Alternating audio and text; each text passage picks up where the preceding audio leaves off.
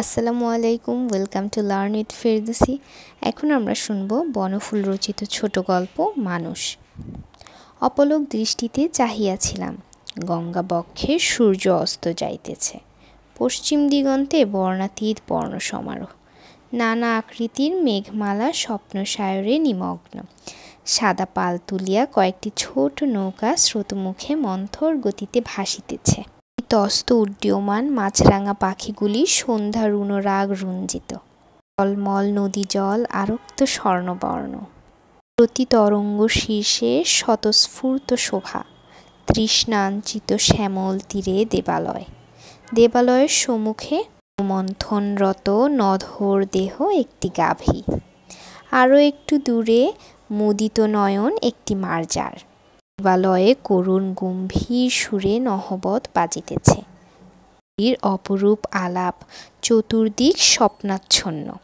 নদীর তীরে ঘাসের উপর তন্ময় হইয়া বসিয়াছিলাম। ভাবিতেছিলাম, কি সুন্দর এই পৃথিবী। সহসা চমকাইয়া উঠিলাম।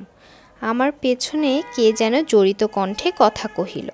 ফিরিয়া দেখি একটি ভিখারি এবং তাহার সহিত একটি মেয়ে। ভিখারি কুষ্ঠ ব্যাধিগ্রস্ত, হস্তপদ অঙ্গুলিহীন, নাসিকার স্থানে একটি গহ্বর। বিকৃত বিভৎস মুখখানায় মিনতি ফুটাইয়া অনুনাসিক কণ্ঠে ভিক্ষা চাহিতেছে। 1 পয়সা বাবু। সঙ্গে মেয়েটিও সে কথা পুনরাবৃত্তি করিল। মেয়েটির বয়স 16-17।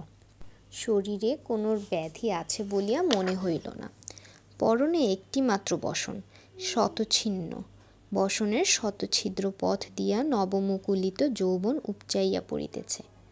দারিদ্র্যের মলিনতায় তাহা লাঞ্ছিত, তবু তাহা যৌবনশ্রী। মেয়েটিও সে সম্বন্ধে সচেতন। তাহার মুখ চোখ ভাবভঙ্গি ইঙ্গিতময়। এরূপ কুষ্ঠব্যাধিগ্রস্ত লোক ও যুবতী ভিখারিণী ইতপূর্বে আরও দেখিয়াছি, কিন্তু আজ সহসা তাহাদের নূতন দৃষ্টিতে দেখিলাম। ব্যাধি ও স্বাস্থ্য পাশাপাশি দাঁড়াইয়া আছে, একই উদ্দেশ্যে। ক্ষুধার অন্ন চাই, ভিক্ষা ইহাদের ব্যবসা।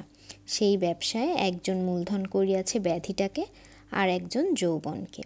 দুজনকেই 2 পয়সা দিলাম, চলিয়া গেল। কুষ্ঠরোগী লাঠি ধরিয়া অতি কষ্টে ধীরে ধীরে। মেয়েটির গতি সাবলীল। কিছু দূর গিয়া সে আর একবার পিছু ফিরিয়া চাহিল। মুখে মুচকি হাসি। নির্বাক হইয়া রহিলাম। তাহার ছিন্ন বসনের শতরন্ধ্র চোখের উপর ভাসিতে লাগিল। সহসা একটা তীক্ষ্ণ চিৎকার। সচকিত হইয়া দেখিলাম, বিড়ালটা একটা ইঁদুর ধরিয়াছে, উৎপাতিয়া বসিয়াছিল। গাভীটিও হাম্বারব তুলিল। দেখিলাম দুধ দোহা হইতেছে। একজন দোহন করিতেছে এবং আর একজন মাতৃস্তনাভিমুখী বাছুরটাকে প্রাণপণ শক্তিতে ধরিয়া আছে। তাহার করুণ কাকুতি সন্ধ্যার শান্তিকে বিঘ্নিত করিতে লাগিল।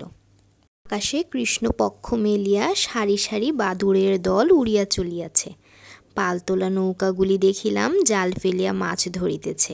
পশ্চিম দিগন্তে চাহিয়া দেখিলাম, আলোক সমারোহ আর নাই।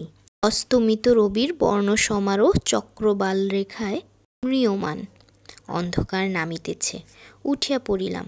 পথে দেখিলাম সেই ভিন্ন যৌবনা ভিখারিণী একটা গলির স্বল্প আলোকে দাঁড়াইয়া একটি গুন্ডা গোছের লোকের সহিত হাস্য পরিহাসে মুখর হইয়া উঠিয়াছে। বাড়ি ফিরিয়া শুনিলাম, পাশের বাড়ির বধূটি একটি পুত্র সন্তান প্রসব করিয়াছে। আনন্দ শঙ্খধ্বনি সে শুভবার্তা ঘোষণা করিতেছে। সদ্য পুত্র শোকাতুরা আমার গৃহিণী সজল চক্ষে প্রার্থনা করিতেছেন, ভগবান বাঁচাইয়া রাখো। অন্যমনস্কভাবে চেয়ারে বসিয়া খবরের কাগজগুলি উল্টাইতে লাগিলাম।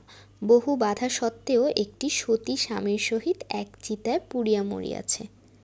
বহু বাধা বিঘ্ন সত্ত্বেও আর একদল দুঃসাহসী এভারেস্ট অভিযানে দৃঢ় সংকল্প হইয়াছেন। চীন জাপান যুদ্ধ, স্পেন, বাঙালির দুর্গতি ও তাহার নানা প্রকাশ। কংগ্রেস। দুয়ারে কড়া নাড়িয়া উঠিল। পিয়ন তার আনিয়াছে সুসংবাদ, আমার অকর্মণ্য ভাইটির চাকুরি হইয়াছে। এই চাকুরিটির জন্য 500 প্রার্থী ছিল।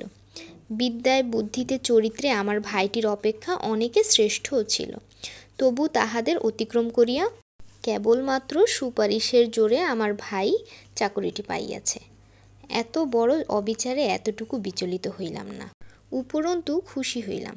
ছাদে উঠিলাম। কালো মেঘের স্তর ভেদ করিয়া অপরূপ শোভায় চাঁদ উঠিয়াছে। পূর্ব দিগন্ত জ্যোৎস্না পুলকিত। মুগ্ধ বিস্ময়ে চাহিয়া রহিলাম। আনন্দটাকে সম্পূর্ণ উপভোগ করিবার জন্য একটি সিগারেট ধরানো প্রয়োজন। পকেটে হাত দিয়া দেখি সিগারেট কেস খালি। সিগারেট আনিতে ভুলিয়াছি। আবার মনটা বিগড়াইয়া গেল। উদীয়মান চন্দ্রকে আকাশে রাখিয়া সিগারেট কিনিবার জন্য আবার দ্রুত গতিতে গলিতে নামিয়া গেলাম। Thanks for watching.